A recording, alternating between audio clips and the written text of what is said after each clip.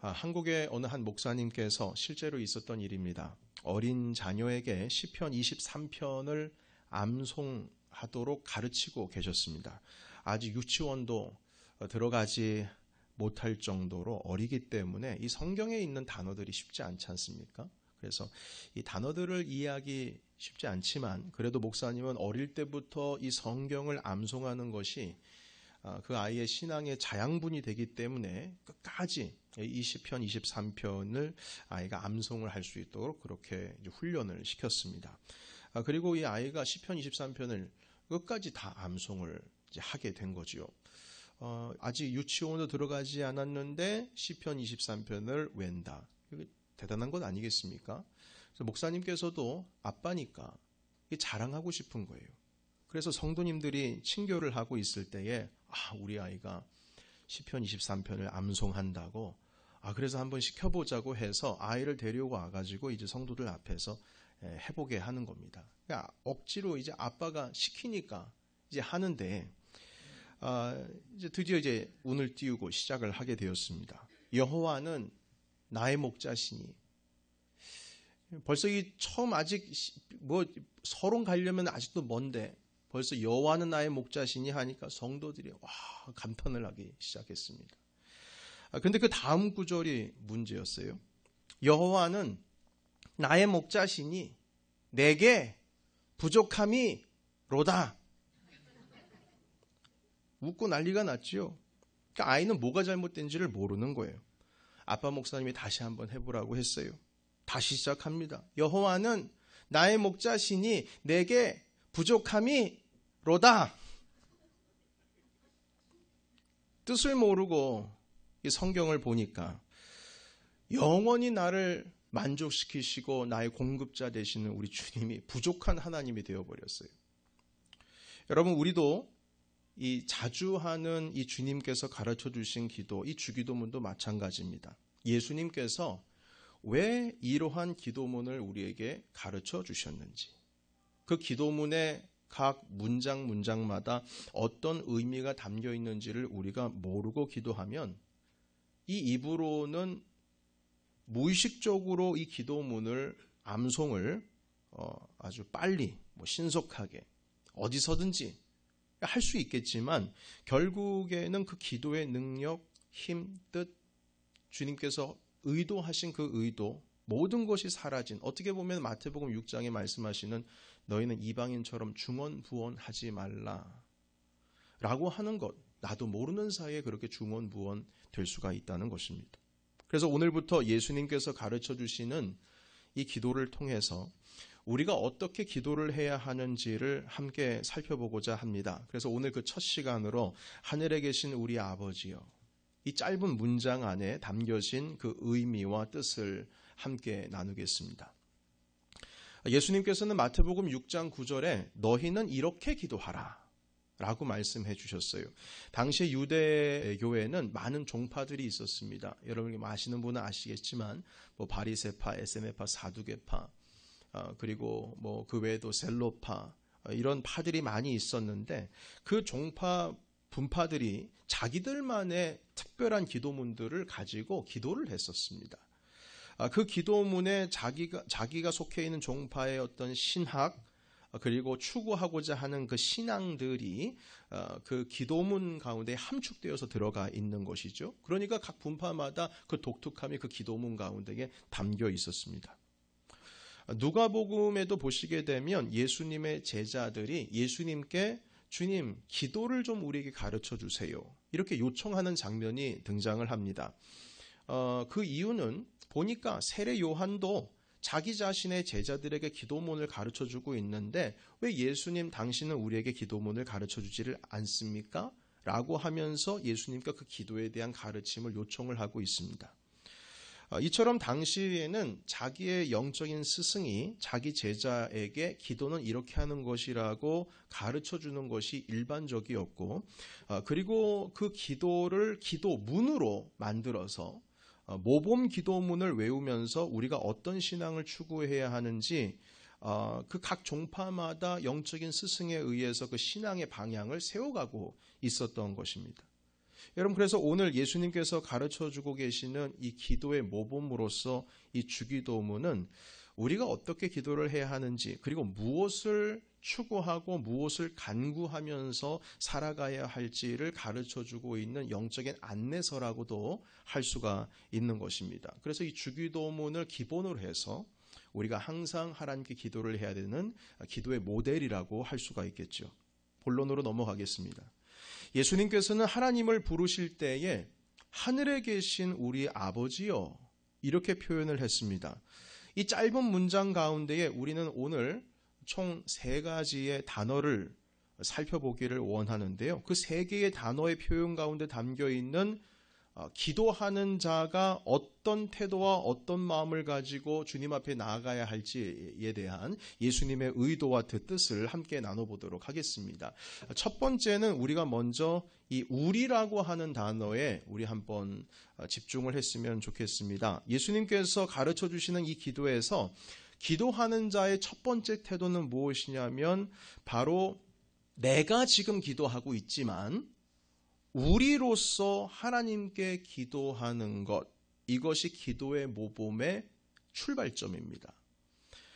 물론 내가 지금 하나님과의 관계 속에서 내가 기도를 하는 것이지만 기도하는 자로서 나는 단지 그냥 하나님과 나라고 하는 개인적인 관계 속에서 기도하는 것이 아니라 항상 우리라고 하는 그 공동체 안에 속하여 있는 내가 하나님께 기도하는 것입니다. 그래서 오늘 그 성경 6장 9절에서 13절까지의 말씀 주기도문에 보시게 되면 나라는 표현이 없고요. 다 우리라고 표현이 되어 있어요.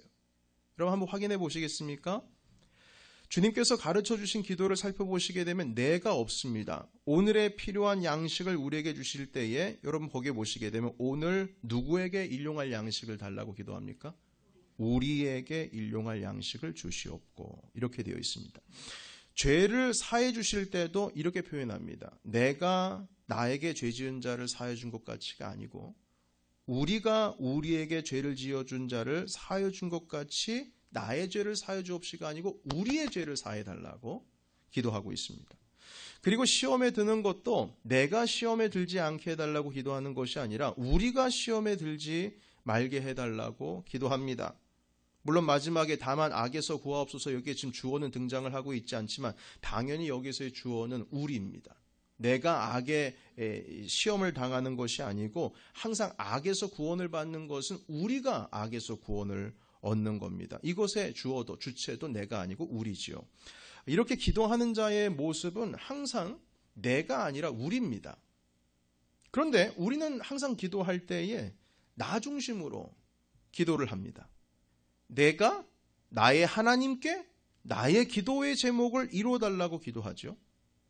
그래서 우리 대표 기도하신 분들께서도 때로는 이 신앙이라고 하는 것이 믿음이라고 하는 것이 내 믿음이고 내 신앙이기 때문에 나의 하나님이라고 그렇게 우리가 고백을 할 때도 있습니다. 맞는 말입니다. 그러나 예수님께서 가르쳐 주시는 기도문에는 내가 없습니다. 언제나 기도하는 내가 기도하는 것이 아니고 우리가 지금 기도하고 있다는 사실을 예수님께서는 그래야 된다는 사실을 가르쳐 주시는 것입니다. 그래서 이 기도의 자세는 항상 공동체 안에 있는 내가 기도하는 겁니다. 그래서 개인 기도를 할 때도 당연히 개인적인 사적인 그러한 기도의 제목을 가지고 하나님께 기도를 하고는 있지만 늘 우리는 공동체와 함께 생각하면서 그 기도의 자세 가운데 임해야 되는 것입니다. 나의 소원이 이루어지기 전에 내 개인적인 소원이 이루어지기 전에 그 간구하는 것이 내 가족과 내 공동체와 더 나아가서는 이 하나님 나라에 도대체 어떤 관계가 있고 어떤 영향이 될 것인지를 항상 염두하고 주님 앞에 기도해야 한다는 겁니다. 한마디로 우리가 기도드리는 것은 내용은 개인적인 내용일 수 있지만 그것은 개인적인 것이 아니고 항상 공동체적인 상황 가운데서 주님 앞에 기도를 드려야 된다는 것이죠. 한마디로 기도는 이기적이면 안 된다는 거예요. 이기적이면 안 된다는 겁니다. 그래서 나의 주 하나님 이렇게 외쳐야 될 것이 아니고요. 예수님이 가르쳐 주신 기도에 의하면 우리 주 하나님을 외쳐야 됩니다. 나의 하나님, 나의 아버지가 아니고 우리 하나님 아버지예요. 내 아버지가 아닙니다. 우리 아버지예요. 그래서 예수님께서 기도의 모범으로 가르쳐 주신 내용 가운데 가장 처음의 핵심은 우리의 자세는 하나님을 나의 하나님이 아니고 우리의 하나님으로 부른다는 사실인 것이죠. 여러분, 그래서 내가 잘 되고 내가 하나님 아버지 앞에 이 기도의 간구가 응답되어짐으로 말미암아서 내게 내 삶의 유익이 된다고 할지라도 그 기도를 통하여서 내가 잘 되고 내 삶이 더 나아지는 것이, 좋아지는 것이 도대체 하나님의 나라라고 하는 공동체와 도대체 어떤 상관이 있는지, 그리고 이 기도의 내용이 하나님 나라에 도대체 무슨 유익이 되는지를 항상 생각해야 된다는 것이죠. 여러분, 아브라함을 주님께 부르실 때에 늘 반복하는 말씀이고 제가 좋아하는 말씀인 창세기 12장에 있는 말씀을 여러분과 함께 많은 그 시간을 통해서 여러분과 함께 나눴던 거 제가 기억을 하고 있습니다. 아브라함을 우리 주님께서 부르실 때에 내가 지시할 땅으로 가라. 그리하면 내가 너에게 복을 주겠다. 그리고 네가 복의 근원이 된다. 개역 성경 그렇게 되어 있고 개역 개정에는 네가 복이 된다. 복이다. 이렇게 말씀을 하세요. 그러면 우리는 보통 생각하기를 하나님께서 아브라함에게 복 주셨구나. 그러면 아브라함 개인적으로 끝나는 것처럼 보이죠. 절대 그렇지 않습니다. 그 이후의 내용을 보시게 되면 네가 복받은 그 복을 통하여서 주변에 있는 모든 민족들이, 모든 열방들이 복받을 것이다. 이렇게 말씀하고 계세요. 그러니까 하나님께서 아브라함에게 복을 주시는 것은 아브라함 개인을 위한 복이 아니고 주님의 계획은 공동체를 향해 있습니다. 온 인류가, 온 민족이 하나님께로 돌아오는 것을 늘 염두에 두시고 계시는 거예요. 여러분, 그래서 우리는 하나님 아버지 앞에 간구하고 외칠 때 내 신앙, 내가 잘 되는 것, 나의 유익, 이것을 위해서 기도한다고 할지라도 항상 그 기도가 이루어짐으로 인하여서 우리 공동체, 우리 교회, 그리고 더 나아가서는 이 하나님 나라 가운데에 이것이 어떻게 복이 될 것인지를 늘 염두하면서 하나님 아버지 앞에 나아가야 된다는 것이죠. 두 번째입니다. 우리가 살펴야 할 또 다른 하나는 하나님을 지금 아버지로 부르고 있다는 사실입니다. 이 아버지라고 하는 단어를 헬라어 원문에는 파테르라고 쓰여져 있습니다. 이 파테르를 그냥 순수하게 한국말로 번역을 하면 그냥 아버지로 해석할 수가 있습니다. 그런데 당시에 사실 예수님께서는 헬라어를 쓰지 아니하시고 아람어를 쓰셨습니다. 많은 사람들이 히브리어를 썼겠다라고 생각할 수 있을런지 모르겠지만 우리 한국도 일본의 식민지 가운데 있을 때 한국어를 잃어버릴 뻔했지 않습니까? 마찬가지로 히브리 사람들도 그 바벨론으로 끌려가면서 잠시 자기 말을 잃어버린 적이 있었습니다. 그러니까 한마디로 한국말보다 영어가 편하듯이 아람어가 편한 거죠. 그래서 주님께서 사시던 그때 당시는 아람어가 대세였습니다. 그래서 그 예수님께서 아람어를 쓰셨기 때문에 대부분의 히브리 사람들이 쓰는 언어입니다. 그런데 성경은 헬라어로 파테르라고 쓰여 있어요. 그러면은 예수님께서 헬라어를 쓰지 않으셨기 때문에 파테르라고 하는 단어를 안 썼겠지 않습니까? 그러면 아람어로는 하나님을 뭐라고 불렀을까? 우리 예수님께서 하나님을 불렀을 때에 아람어로 부르실 때 그 단어는 바로 아바라고 불렀습니다. 그래서 우리가 아버지라고 얘기하지 않습니까? 그런데 이것을 한국말로 이 아바를 번역을 하면은 어떻게 번역이 되면 아버지가 아닙니다. 이 아바는 우리 어린 아이들이 아버지를 부르는 표현 그대로 아빠입니다. 그 단어 가운데 친밀함이 녹아져 있지요. 그래서 이 아바라고 하는 표현은 모든 신학자들이 말합니다. 이게 예수님만 쓰셨던 친숙했던 단어라는 거예요. 여러분, 우리는 보통 생각하기를 그때 당시에 그럼 예수님뿐만 아니라 아바라고 하는 표현을 모든 유대인들이 쓰지 않았겠어요? 이렇게 생각하겠지만 여러분, 사실 그때 당시 유대인들은요 감히 하나님을 아바라고 부르지를 못했습니다. 감히 그렇게 못하는 거예요. 어떻게 전능자이신 하나님을 향하여 아버지 정도로도 부를 수 있겠지만 아빠는 너무한 거예요. 아빠는 그들이 생각하기에는요. 그래서 고대 유대의 문헌에는요, 하나님을 아빠로 부른 예가 없습니다. 거의 없어요. 아빠라는 단어가 아바라고 하는 단어로서 하나님을 부른 예가 없다는 겁니다. 이것은 독특하게 예수님만 즐겨 사용하셨던, 주님께 친숙했던 단어라고 하는 것이죠. 그래서 이 하늘에 계신 우리 아버지여를 아람어를 사용하고 계시는 우리 예수님께서 주님을 불러주셨을 때는 이렇게 불렀었을 거예요. 하늘에 계신 우리 아빠, 하늘에 계신 우리 아빠, 아빠에게 제가 기도합니다. 이렇게 말이죠. 여러분, 이 하나님을 아빠로 부르는 것은 아주 중요한 의미가 담겨 있습니다. 그것은 하나님을 아빠로 부를 정도로 이 기도하는 자가 하나님과 되게 가깝고 친밀하다는 뜻입니다. 그래서 예수님께서 가르쳐 주시는 이 기도문은요, 하나님과의 가까움, 하나님과의 친밀함이 이미 전제가 되어 있는 기도문입니다. 친밀하지 않으면 아빠라고 부를 수 없죠. 그러니까 친밀하지 않으면 주기도문이라고 하는 것이 하기가 좀 어색한 겁니다, 사실은요. 왜냐하면 아빠니까요. 여러분, 우리도 육신의 아버지를 나이가 많이 우리가 스스로가 들면 좀 격이 있는 표현을 쓰지 않습니까? 아버지라고 부릅니다. 그런데 정말 자녀가 아무리 나이가 많아도 아버지와 가까우면요, 좀 철없어 보이겠지만, 공식적인 자리에서는 그럴지 모르겠지만 그 아버지에게 사석에서는 아빠라고 말합니다. 여러분, 어머니도 어머니라고 부르지만 사석에서는 엄마 이래요. 철없어 보이죠?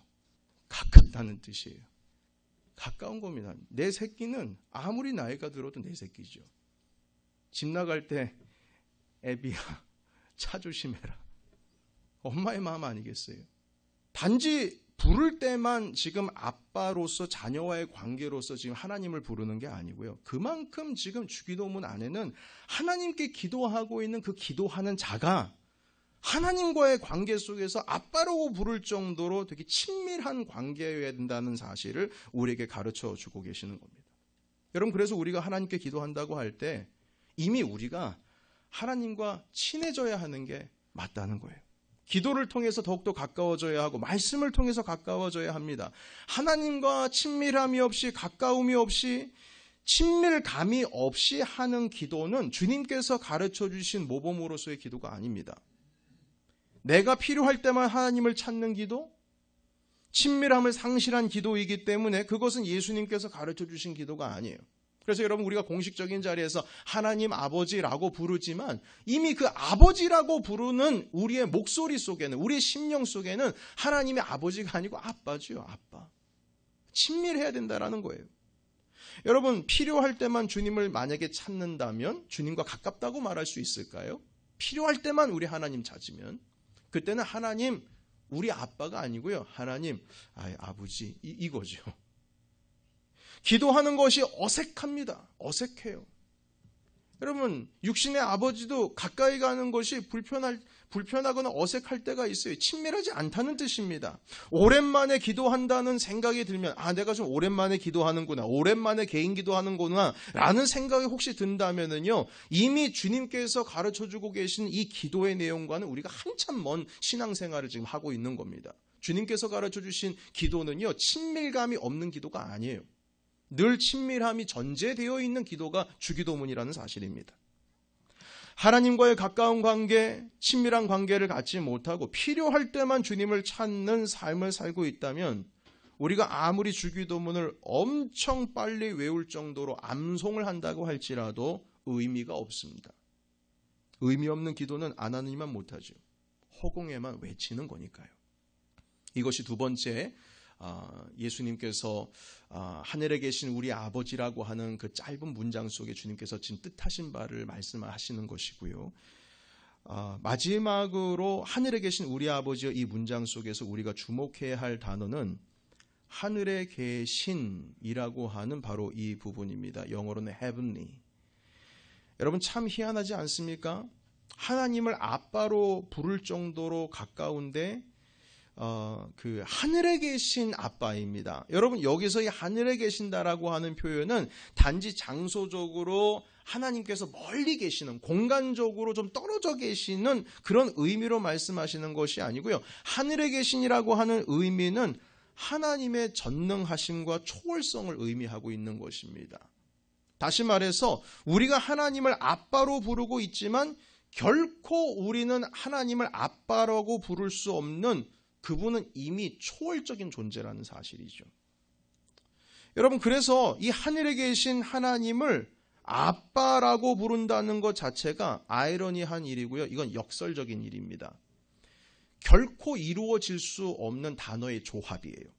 하늘에 계신 하나님과 아버지라고 한 단어가 섞일 수가 없습니다. 조합이 될 수가 없어요. 유대인들의 사고방식에는요. 어떻게 그 전능자를 아빠라고 부를 수가 있겠습니까? 전능하시고 감히 가까이 갈 수 없는 초월자라고 우리가 Heavenly Father 이렇게 고백을 하면서, 어떻게 Heavenly라고 표현을 하면서 어떻게 거기에다가 아빠, 이 Father라고 하는, 이 아바라고 하는 단어를 붙일 수가 있는 것인가? 하늘에 계신 존재가 결코 아빠가 될 수가 없는데 어떻게 이것이 가능하다고 말씀하시는가? 여러분, 그래서 이 주기도문은요, 당시의 유대인들에게는 상상할 수 없는 완전히 파격적이고 레디컬한 급진적인 기도문이었습니다. 감히 하나님, 그 전능하신 초월하신 그 창조주 하나님을 아빠라고 부르다니 말이 안 되는 거죠. 범접할 수 없는 전능한 신을 아빠라고 부를 정도로 친밀감을 나타내는 종교는요, 기독교밖에 없습니다. 물론 종교 가운데 인도의 힌두교처럼 내가 수행을 해서 내 스스로가 신이 될 수 있는 어떤 신과 인간과의 간격이 그렇게 차이가 나지 않는, 스스로가 그 신의 경지에 도달할 수 있는 종교도 있습니다. 그러나 전 세계에 감히 초월할 수 없는, 감히 섞일 수 없는 전능한 신을 섬기는 종교에서 그 신과 인간과의 관계가 이 아빠라고 부를 정도로, 내 자식이라고 부를 정도로 가깝게 표현하고 있는 종교는요, 정말 기독교밖에 없습니다. 주님께 가까이 나아갈 수 있는 종교는요. 여러분, 그래서 곰곰이 생각을 해보면 세상에 수많은 신들이 있지만, 그러니까 우상들이 있지만, 그들이 자기를 섬기고 있는, 그 우상을 섬기고 있는 민족들이 자기가 섬기는 그 신을 향해서 아빠라고 부를 정도로 아빠와 자녀와의 관계를 그리고 있는 종교 없습니다. 거의 100%, 완전 100%입니다. 감히 범접할 수 없는 신들이죠. 가까울 수 있는 간격이 존재하지 않는 우상들입니다. 여러분, 그래서 하늘에 계신 하나님을, 그 전능자 창조주 하나님을 우리가 아빠라고 부르면서 기도한다는 것은요, 이것은 우리에게 정말 크신 은혜입니다. 말할 수 없는 은혜예요. 근데 이걸 우리가 은혜인 줄 모르고 살아가죠. 은혜인 줄 모르니까 우리가 하나님을 부르지를 않지요. 다시 말해서 기도를 하지 않지요. 부르짖을 줄 모릅니다. 기도가 언제나 우리에게 낯설고 어색합니다. 하나님을 아버지라고 부르는 것이 우리가 너무나도 익숙하니까 하나님 아버지, 하나님 아버지 이렇게 기도는 하고 있지만 결코 부를 수 없는 표현이라고 하는 것이죠. 그래서 여러분, 우리가 하늘에 계신 우리 아버지요, 이렇게 주기도문을 할 때마다 우리는 생각해야 됩니다. 이렇게 부를 수 있는 것 자체가 은혜구나. 내가 오늘도 기도할 수 있는 것이 은혜구나. 주님 앞에 가까이 갈 수 있는 것이 은혜구나. 그 은혜를 먼저 우리가 기억해야 그 다음 기도의 내용이 있을 수 있는 거예요. 하늘에 계신 하나님 아버지, 우리의 하나님 아버지, 아버지라고 고백을 드렸기 때문에 그 은혜가 우리 안에 들어왔을 때에 비로소 그 다음 기도의 내용이 전개가 될 수 있는 것이지, 주님의 은혜를 모르고 주님과 친밀하지가 않고 아빠로 부를 수 있는 것이 너무도 어색한 삶을 살고 있다면 그 다음의 기도를 어떻게 우리가 전개할 수가 있겠습니까? 사랑하는 성도 여러분, 이 하늘에 계신 하나님을, 그 전능자를 우리가 아빠로 부를 수 있다라고 하는 것은 은혜일 뿐만 아니라 또 다른 의미가 그 안에 담겨 있습니다. 그것은 무엇이냐면, 우리 창조주 하나님을 아버지라고 부르는 순간 이미 우리는 그 하나님 나라의 상속자가 되는 겁니다. 자녀니까요. 그래서 이 문장 하나만으로도 우리는 사실 두려울 것이 없는 존재가 되는 겁니다. 여러분 더 이상 좌절할 수가 없는 존재가 되는 거예요. 하나님께서 우리 아빠가 되시는데 뭐 더 이상 좌절할 게 뭐가 있고 두려울 게 뭐가 있겠습니까? 그래서 벌써 이 하늘에 계신 우리 아버지요 라고 말할 때에는 이미 하나님을 향한 믿음의 기도, 두려움이 없는 기도, 좌절할 수 없는 기도, 주님 앞에 무거운 짐을 가지고 나왔다 할지라도 이 기도를 마친 후에는 담대히 주님 앞에 돌아가서 세상 가운데로 나아갈 수 있는 그런 믿음을 가질 수밖에 없는 이 부르짖음이라고 하는 것이죠. 오늘 여러분 예수님께서 가르쳐 주신 기도의 모범 중에 일부 단지 그 짧은 문장 하나 우리 함께 배웠습니다. 자, 그런데 이 짧은 문장, 하늘에 계신 우리 아버지, 이 하나님을 부르는 이 말 속에 이 몇 문장 되지도 아니하는 이 짧은 문장 가운데에 예수님께서는 우리가 어떤 자세로, 어떤 태도로, 어떤 마음으로, 어떤 믿음으로 하나님께 기도해야 하는지를 가르쳐 주셨습니다. 여러분 오늘 이 말씀을 기억을 한다면 이제부터 주기도문을 우리가 할 때에는 마음을 새롭게 하고 주기도문을 해야 될 줄로 믿습니다. 그리고 우리가 기도할 때에 하나님 아버지라고 할 때에 그 감동이 또한 남달라야 될 줄로 믿습니다. 아, 우리가 하나님 아버지로 부를 수 있겠구나. 아, 우리와 하나님과의 그 간격이 넓은 것이 아니라 가깝구나. 하나님께서는 내 기도에 응답해 주시겠구나. 내가 주님의 나라의 상속자가 될 수가 있겠구나. 내가 이제는 내가 하나님께 나아가는 것이 아니라 우리 공동체와 함께 주님 앞에 서 있는 것이구나. 내가 잘됨으로 말미암아 나만 잘 되는 것이 아니고 우리 공동체가 잘 되겠구나. 내가 하나님 아버지 앞에 복 받는 것으로 말미암아 내 간구하는 것이 이루어지는 것으로 말미암아 우리 하나님의 나라가 세워져 나갈 것이며 우리 교회 공동체가 주님의 은혜를 누릴 수가 있겠구나. 이러한 확신과 믿음을 가지고 주님 앞에 있어야 될 줄로 믿습니다. 자, 이제부터 주기도문을 할 때마다 오늘 이 말씀을 기억하면서 이제는 하나님을 아버지로 부를 때에 결코 어색한 관계가 아니라 늘 하나님께 나아가는 그 기도의 자리가 좀 어색한 관계가 아니라 친밀한 관계로서의 우리 아빠 되신 하나님을 부르시기를 예수님의 이름으로 축복합니다. 그리고 나 개인적인 기도 제목을 이루어주시는 우리 하나님이 아니고 사적이고 이기적인 기도를 하나님께 드리는 것이 아니라 날마다 내가 하나님께 드려지는 이 기도를 통하여서 우리 공동체 가운데 임하시는 우리 하나님의 은혜, 그것이 충만할 것을 간절히 구하며 주님 앞에 나아가야 될 줄로 믿습니다.